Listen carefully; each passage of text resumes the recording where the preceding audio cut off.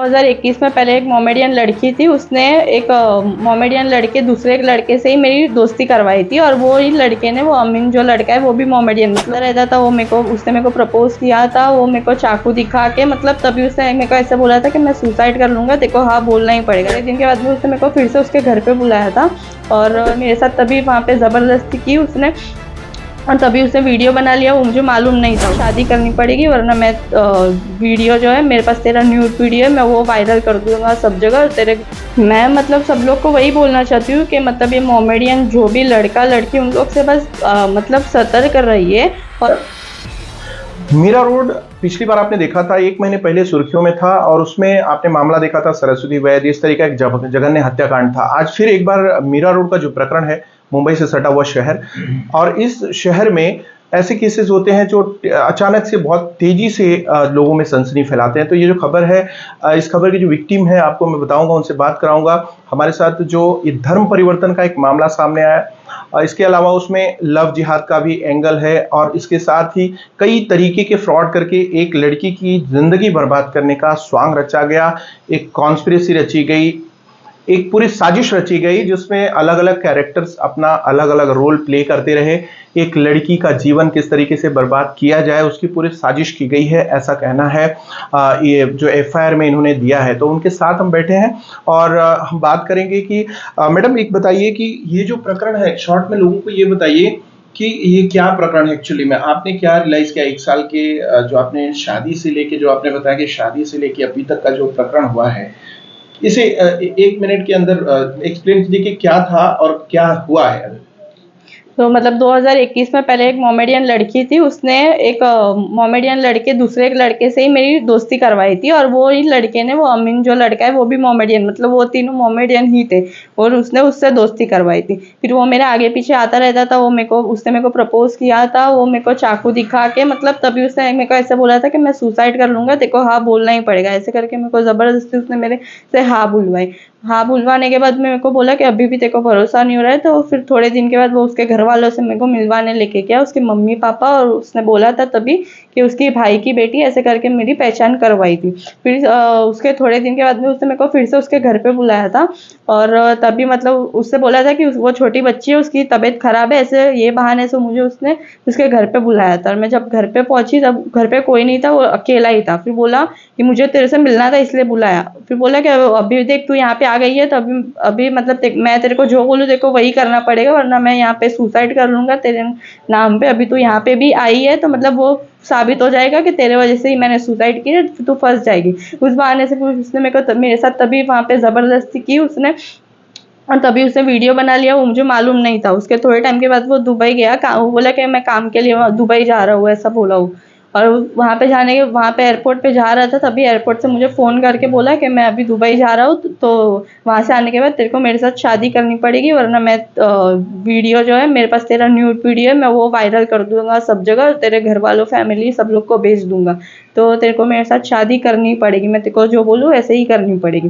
तो ऐसा हुआ। उसके बाद वो आया दुबई से, मतलब रिटर्न आया। तो वो जिस दिन हम लोग ने शादी की उसके पहले दिन पे उसने मेरे को मिलने के लिए बुलाया था कि ऐसे ही यहाँ मिलने के लिए, ऐसे जेपी नॉर्थ के वहाँ पे उसने मेरे को मिलने के लिए बुलाया था। फिर वहाँ से हम लोग घूमे, और वही दिन उसने मेरे को रात को बोला कि रात को तो तेरे मम्मी पापा और भाई उन लोग को मैसेज डाल के बोल दे कि आज हम लोग ने शादी कर ली है। पर हम लोग ने वो दिन शादी नहीं की थी, हम लोग ने उसके दूसरे दिन उसने वो शादी करने के लिए मेरे को लेके गया था। तो उसके दूसरे दिन हम लोग बोला था कि हम लोग बांद्रा कोर्ट में जा रहे हैं शादी करने के लिए। तो जब जा रहे थे तभी 2 लड़के आए, वो जो विटनेस थे जो हम लोग के उसमें, तो वो तभी मैं उन लोग को पहली बार मिली, मैं उन लोग को जानती नहीं थी तभी। और अभी उसने बोला कि मेरे को मस्जिद की तरफ से भेजा गया है, वो दोनों ने बस सिर्फ ऐसा ही बोला। फिर हम लोग वहाँ पे बांद्रा गए, और मेरे को बोला था कि बांद्रा कोर्ट में लेके जा रहा है, पर बांद्रा कोर्ट में वो मेरे को नहीं लेके गया था, कोई काजी के पास में लेके गया था।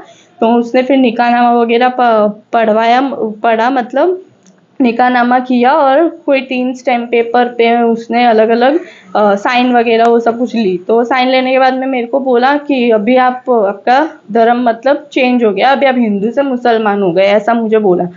और फिर मेरा जो नाम था वो नाम भी चेंज करके वो मुसलमान जो नाम था रहता है वो मेरा नाम भी बदल दिया। उसके बाद में वो मेरे को थोड़े टाइम के बाद में उसके घर पे लेके आया उसके दूसरे दिन। तो उसके दूसरे दिन जब घर पे लेके आया तो उसकी मम्मी ने मतलब बोला कि किस काफिर को लेके आ गई है घर पे ऐसा। और मेरे को बोला कि तू उसकी पहली बीवी उसके साथ कुछ भी नहीं कर पाई तो तू क्या कर पाएगी ऐसा। तो फिर उसके बाद में जब वो उसके बाद ही जब वो लड़का है अमीन उसने मेरे को बोला कि वो जो छोटी बच्ची है वो मेरी है और मेरी ऑलरेडी पहले शादी हो चुकी है और मेरा उस पहली वाली मतलब बीवी के साथ में अभी केस चालू है ऐसा मेरे को बोला।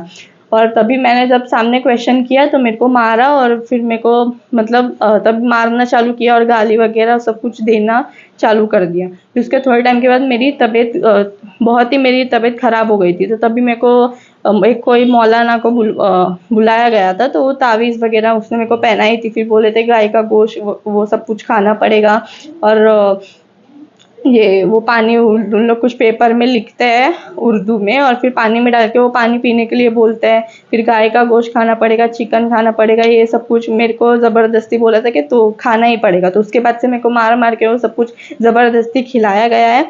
उसके मतलब वही से ये सब कुछ झगड़ा वगैरह सब कुछ होने लगा। फिर थोड़े टाइम के बाद में पता चला कि वो जो लड़का है उस वो एक दिन मतलब वो ड्रग्स वगैरह वो सब कुछ वो खुद भी सारे नशे वगैरह सब कुछ करता है, बेचता भी है। तो एक दिन मतलब घर पे झगड़ा हुआ उसको लेकर। तो तभी हम लोग को मतलब झगड़ा ये सब कुछ हुआ तो तभी उसकी मम्मी ने हम लोग दोनों को घर से निकाल दिया था। उसके साथ में मेरे को भी निकाल दिया। तो हम लोग को फिर दूसरी जगह पे हम दोनों अकेले रहने लगे। तो उसके उसके बीच में मतलब तभी थोड़े टाइम उसके दोस्त के घर पे हम लोग रहे। फिर उसके बाद में हम लोग दूसरे एक घर में शिफ्ट हो गए। तो वहाँ पे भी वो मुझ को बंद करके रखा था, खाना वगैरह कुछ देता नहीं था, मारता था, ताला मार कर जाता था। तो एक दिन आजू बाजू वालों को पता चला तो उन लोग फिर ताला तोड़कर पुलिस वाले को बुलाया था। फिर ताला तोड़ के मुझे रेस्क्यू किया था और पुलिस वाले फिर मेरे को लेके गए थे। फिर उन लोग ने मेरे को मेरे घर पे पहुंचाया था। तभी ऐसा मतलब कुछ कार्रवाई वगैरह ऐसा हुआ नहीं था क्योंकि मैं फुल एकदम डिप्रेशन में चली गई थी और वो भी वीडियो वायरल कर देगा ऐसे ब्लैकमेल कर रहा था। तो मेरे घर पे चली गई तो वो लड़का तभी मेरे घर पे रोज़ आता जाता था, फ़ोन वगैरह करता था देखने के लिए। तो एक दिन उसको मौका मिला जब मैं घर पे अकेली थी तो वो आया और मतलब मेरे को एक दो दोस्त को लेके आया और मेरे को वीडियो दिखा के मतलब ऐसा बोल रहा था कि अब भी तू चल मेरे साथ ही वरना मैं अभी ये वीडियो सोशल मीडिया वगैरह सब जगह पे डाल दूंगा, अभी तू नहीं आएगी तो मैं अभी डाल रहा हूँ ऐसा। तो तभी उसके साथ वो मेरे को फिर से अपने घर पे लेके गया। तो उसके थोड़े टाइम के बाद में उसकी मम्मी दुबई गए। तो उसकी मम्मी दुबई जाकर आए तो उसके बाद में मेरे पीछे ही पड़ गए थे कि मेरे को भी दुबई भेजना है 3-4 लड़की लोग के साथ में। तो तेरा पासपोर्ट मांग और मेरा पासपोर्ट मेरे मम्मी पापा उन लोग के पास में था। तो उन लोग मतलब नहीं दे रहे थे पासपोर्ट और इन लोग कंटिन्यूस मेरे को मेरे पास से पासपोर्ट मंगवा रहे थे। उसकी वजह से मेरे को मार रहे थे और टॉर्चर कर रहे थे फिजिकली और मेंटली दोनों। ये सब ये हुआ। फिर उन लोग का रमज़ान का महीना उन लोग ज़बरदस्ती मेरे पास से रोज़ा रखवाते थे, बोलते थे कि खाना वगैरह कुछ देंगे नहीं तेरे को, रोज़ा रहना ही पड़ेगा। तो रोज़ा रखवाते थे, नमाज़ ज़बरदस्ती पढ़वाते थे कि नमाज़ पढ़ी। ये उन लोग का कुरान वगैरह रहता है, बोलते कि वो पढ़। वो सब कुछ ज़बरदस्ती मेरे से करवाते थे। और उसके बाद में ऐसे ही फिर से उन लोग का झगड़ा वगैरह चालू हुआ। वो रोज़ ही मतलब नशे करना, मैं जब जिस दिन भागी उसके 10-15 दिन से वो रोज़ मतलब ड्रिंक करके आता था, सब नशे करके आता था, आके मेरे को मारता था, ज़बरदस्ती करता था, मेरे को खाना वगैरह कुछ देता नहीं था। तो एक दिन मतलब उन लोग को पता चल गया कि मैं मतलब जाने वाली हूँ। तो मेरे को फिर वो दिन मैं जिस दिन भागी वो दिन मेरे को सुबह से वो और अमीन और उसकी माँ दोनों जन मेरे को मार रहे थे। उसके हाथ में जो मिला वो चीज़ से मेरे को मार रहे थे। मेरे को मौका मिलते ही मैं वहाँ से भाग के सीधा मीरा रोड पुलिस स्टेशन में गई। तो वहाँ पे मैंने बोला कि मुझे कंप्लेंट करनी है। तो उन लोग ने सिर्फ एनसी करके मेरे को वापस भेज दिया। तो मैं डायरेक्ट मेरे घर पे आ गई। जब हम लोग एफआईआर करने पुलिस स्टेशन में गए नया नगर, तो वहाँ पे भी हम लोग की एफआईआर उन लोग ले ही नहीं रहे थे। हम लोग मतलब वहाँ पे 10-12 घंटे बैठे तो उसके बाद भी उन लोग एफआईआर ही नहीं ले रहे थे।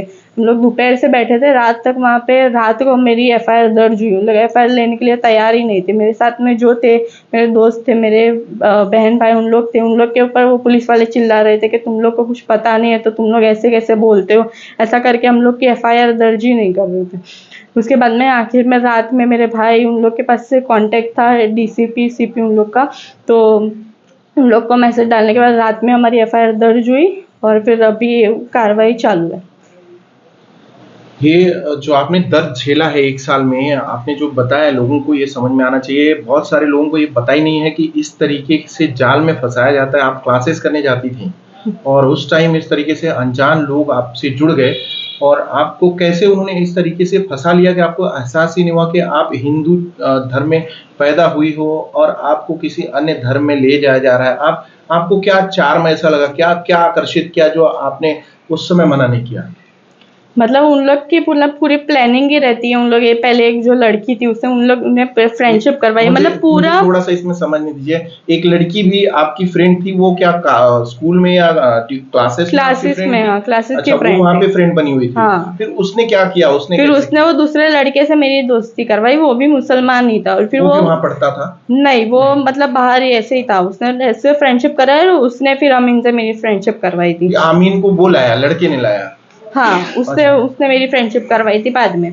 जी। तो उन लोग का मतलब ये पूरा प्लानिंग ही रहता है किसी को फंसाने के लिए। फिर उन लोग पता नहीं ऐसा क्या करते हैं कि हम लोग उसके बात में ही आ जाते हैं। फिर उन लोग ब्लैकमेल वगैरह करते हैं, ये सब वीडियो बना के। और उन लोग के लिए तो मतलब ये नॉर्मल रहता है, एक शादी दूसरी शादी, ये सब कुछ उन लोग के लिए नॉर्मल ही होता है। देश की बहुत सारी बच्चियां हैं जो इस चीज को सिरे से नकारती भी हैं कि नहीं, ऐसा कोई प्रकरण नहीं होता और ऐसा कोई लव जिहाद जैसा फैक्टर नहीं है। आपने 1 साल में झेला है, उन लड़कियों के लिए क्या संदेश रहेगा आपका?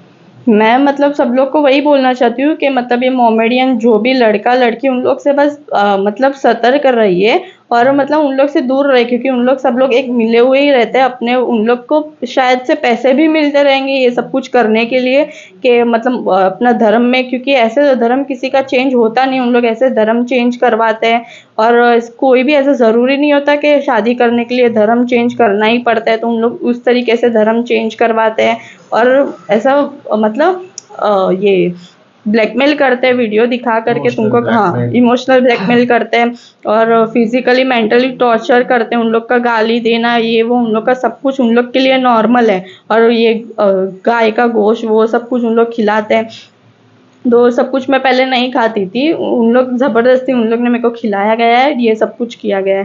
तो मैं बस वही बोलना चाहती हूँ कि ऐसा किसी के साथ भी कुछ भी हो तो तुम लोग सामने खुलकर आओ। कोई पुलिस वाला एक्शन नहीं ले रहा है तो भी उसके सामने मतलब डट कर रहो, एक्शन लो, सब लोग आपके साथ हैं।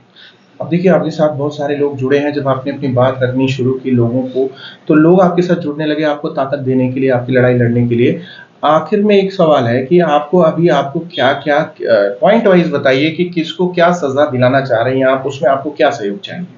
हाँ, तो मैं बस वही चाहती हूँ कि जो सब लोग ने मिल के मेरे को फंसाया गया है, जो काजी है उसके दोनों दोस्त हैं, मेरे को पहले झूठ बोला गया कि वो उसके दोस्त, वो सब मुझे बाद में पता चला गया। उसकी मम्मी वगैरह मुझे मारते थे, वो लड़का मारता था। तो मैं बस वही चाहती हूँ कि सबको सज़ा हो, क्योंकि ऐसे उन लोग तो कितनी सारी लड़कियों को, और भी कितनी सारी लड़कियों फंसी होंगी जो कोई खुल के सामने नहीं आ रही है। जो मैं अभी पहले नहीं आ रही थी डर के, अभी भी और कितनी सारी लड़की होगी। तो मैं बस उन लोग से वही बोलना चाहती हूँ कि तुम लोग आओ खुल के सामने, एक बार बाहर किसी एक जन को बताओ तो तुम, आपके साथ बहुत सारे लोग जन, जुड़ेंगे। हाँ, जुड़ेंगे आपके साथ। धन्यवाद आपका। तो आप देख रहे थे कि हमारे साथ तो विक्टिम है ऐसे मामले की, जो मामले देश में आप देखते हैं ज़्यादातर लोग ये कहते हैं कि नहीं, ऐसा नहीं होता, ये काल्पनिक बातें हैं। और ज़्यादातर लड़कियों को ऐसा लगता है कि नहीं, देश में सब कुछ बराबर चल रहा है। लेकिन आपके साथ हमने एक पीड़िता को दिखाया जो वास्तव में 1 साल के उन टॉर्चर्स की बातें कर रही थी जो वास्तव में किसी ने कल्पना नहीं की होगी। उनका धर्म भ्रष्ट किया गया, उनको गौमांस खिलाया गया, उनके साथ जो नहीं होना चाहिए इस तरीके का टॉर्चर हुआ, उनके साथ फ्रॉड का वो हर पैरामीटर अपनाया गया जिससे वो टूट जाए। खैर, फिलहाल उनकी हिम्मत की दाद देनी होगी जो खुलकर कैमरे के सामने आई हैं, और उनके साथ एनजीओ और बहुत सारे लोग हैं जो उनके सपोर्ट में हैं। मैडम बताइए, ये दरगाह वाला क्या मामला था? वहाँ पे क्या किया जाता था और कैसे किया जाता था ये सब? हाँ, तो मुझे उत्तन साइड में एक बालेशा पीर नाम का एक दरगाह है, वहाँ पे मुझे, मतलब भाईंदर वाला? हाँ, तो वहाँ पे मुझे बालेशा पीर दरगाह है, वहाँ पे मुझे लेके जाते थे। 3-4 बार लेके गए, पूरी फैमिली भी मुझे लेके गई है, वो लड़का भी 3-4 बार मेरे को लेके गया है। वहाँ पे उन लोग मतलब कुछ ऐसा बोलते हैं उन लोग के उर्दू में, फिर फूंकते हैं पूरे अपने वो मतलब बॉडी पे, कि उन लोग कुछ तावीज़ वगैरह पहनाते हैं, उन लोग का कुछ उर्दू में उन लोग बोलते हैं अपने सामने देख के, और कुछ लिख के पानी में डालते हैं, वो भी पीने के लिए बोलते हैं। तो ये सारी चीज़ें वहाँ पे होती है, और मेरे को वहाँ पे भी लेके गए हैं वो दरगाह पे 3-4 बार। तो मुझे वहाँ पे भी ऐसा है कि वहाँ पे भी कुछ ऐसा करते होंगे उन लोग। और भी लड़कियां, कभी आपने रियलाइज किया कि और भी लड़कियां वहाँ गई हाँ, हुई हैं, मतलब वहाँ जाती पे हैं? आते जाते रहते फैमिली वगैरह, तो अभी तो ये जो आपने कहा कि ये ट्रीटमेंट जो उनका है, जो भी जादू टोना है, हाँ वो अकेले में करते थे कि पब्लिक में मतलब ऐसे कमरे में करते थे, कहाँ करते थे वो लोग? हाँ, क्या मतलब वहाँ पे जब ऐसा करते थे तब अकेले ही रहते थे। 1-2 बार जब गए हम लोग, तो तभी वहाँ पे वो टाइम पे हम लोग अकेले ही थे, वहाँ पे कोई आपने और कभी नहीं था। पूछा नहीं कि क्या पिलाते हैं आप लोग और क्यों पिलाते हो आपको? नहीं, आपको क्या तकलीफ होती थी? मैंने पूछा तो बोले कि नहीं, आपको अच्छा रहेगा इसीलिए पिला रहे हैं, आपकी तबीयत खराब नहीं होगी इसलिए पिला रहे हैं, बस। उसके अलावा उन लोग ऐसा कुछ भी ऐसा बोलते नहीं थे। परिवार का उनके और कभी ऐसा कोई ट्रीटमेंट लेता था, सिर्फ आपको ही दिया जाता था ऐसा ट्रीटमेंट? नहीं, मेरे को ही करते थे, और उसके और वो वो लड़की जो की मम्मी को कभी नहीं पिलाया? नहीं, उसको कभी नहीं पिलाया। वो लड़के को कल सिर्फ एक बार एक तावीज़ दी थी बस, और किसी ने ऐसा कुछ मेरे सामने ऐसा किसी ने कुछ किया नहीं। तो आप कितनी बार वहाँ पे गई? मैं उत्तन में? 5-6 बार गई हूँ वहाँ पे। तो बाबा एक ही था कि बाबा भी बदलता था हर बार? वहाँ पे 2 बार एक सेम ही थे, और फिर अलग-अलग ऐसे थे। अच्छा, तो उनके व्यवहार से आपको क्या लगा? वो कहीं साइको टाइप का कुछ ऐसा बिहेवियर, या फिर नॉर्मल आदमी, क्या लगता है? उन लोग वो कुछ ज़्यादा ऐसे बोलते वगैरह है नहीं, बस अपना ही उर्दू में कुछ बोलते हैं और फिर करते हैं। तो उर्दू मेरे को समझ में नहीं आता, तो पता नहीं मुझे। लेकिन वो क्या पिलाता था, कभी बताया नहीं आपको? हाँ, नहीं पता। उन लोग ही डायरेक्ट वो अंदर से लेके आते थे और फिर पिलाते थे। मेट्रो सिटी समाचार पर विज्ञापन हेतु संपर्क करें 8847744777।